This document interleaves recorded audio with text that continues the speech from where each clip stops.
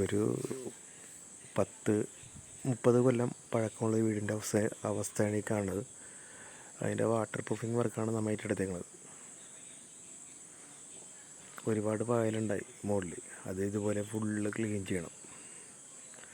അങ്ങനെ ക്ലീൻ ചെയ്ത ശേഷം ക്രാക്കുള്ളത് ക്ലിയറായിട്ട് അതിൻ്റെ രീതിയിൽ ക്ലിയർ ചെയ്തിട്ട് ഫുള്ള് മെഷ് വെച്ച് ാണ് ഈ വർക്ക് ചെയ്യണത്.